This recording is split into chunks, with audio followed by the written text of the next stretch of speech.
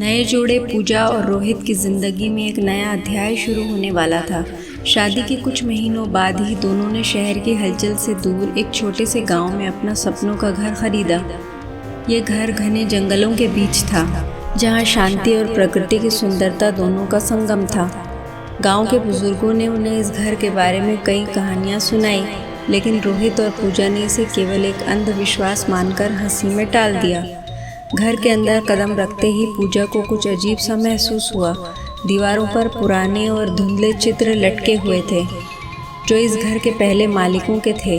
उन्हें देखते ही पूजा के चेहरे पर एक भय की परछाई उभरी, लेकिन रोहित ने उसे सांत्वना देते हुए कहा, ये सब बस तुम्हारा वहम है। हमारे लिए ये नया आरंभ है, हमें इसे खुशी से जीना चाहिए। कुछ दिन सब ठीक रहा, लेकिन फिर धीरे धीरे अजीब घटनाएं होने लगी। रात को अचानक दरवाजे अपने आप खुलने बंद होने लगे और पूजा को अक्सर ऐसा लगता जैसे कोई छाया उसके पीछे चल रही हो। एक रात जब दोनों सो रहे थे, पूजा की नींद अचानक खुली। उसे बगल में एक अजीब सी धीमी आवाज़ सुनाई दी।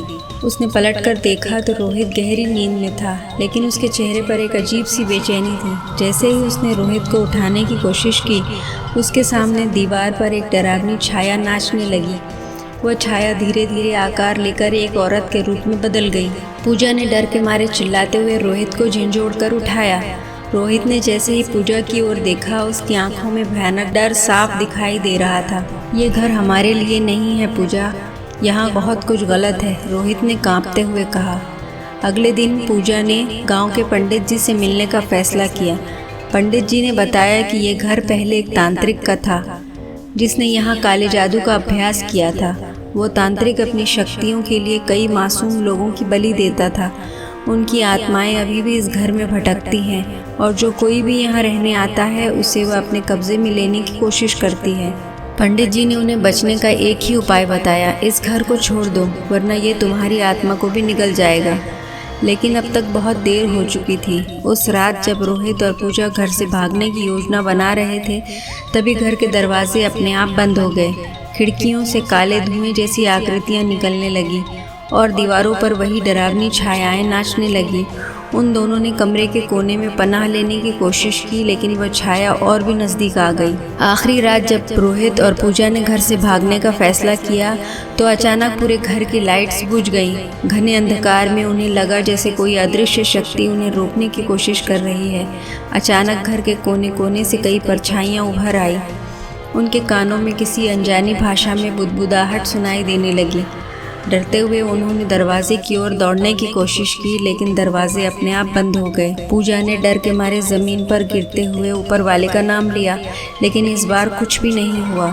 दीवारों से खून जैसा गाढ़ा काला धुआं निकलने लगा और वह धुआं उनके चारों ओर घेरने लगा। रोहित ने पूजा को पकड़ने की कोशिश की, लेकिन उसकी आंखों के सामने वह धीरे धीरे धुएं में विलीन हो गई। उसकी चीखें सुनाई दे रही थी, लेकिन वो कहीं भी दिखाई नहीं दे रही थी। रोहित ने पूरी ताकत से दरवाज़ा तोड़ने की कोशिश की, लेकिन तभी उसे अपनी पीठ पर एक ठंडी सांस महसूस हुई। उसने पीछे मुड़कर देखा और एक भयानक आकृति उसके सामने आकर खड़ी हो गई।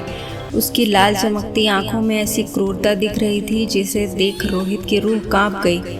उसने रोहित को अपनी ओर खींचा और उसकी हड्डियों की चटकने की आवाज़ पूरे घर में गूंज उठी।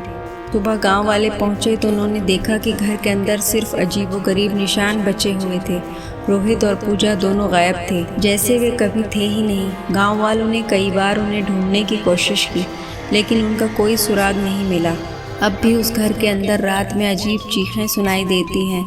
गांव वालों का कहना है कि उस रात रोहित और पूजा उस दुष्ट आत्मा का शिकार बन गए और अब वे भी उसी श्रापित घर का हिस्सा हैं। कोई भी उस घर के पास जाने की हिम्मत नहीं करता, क्योंकि वहाँ जाने वाले कभी लौट कर नहीं आते।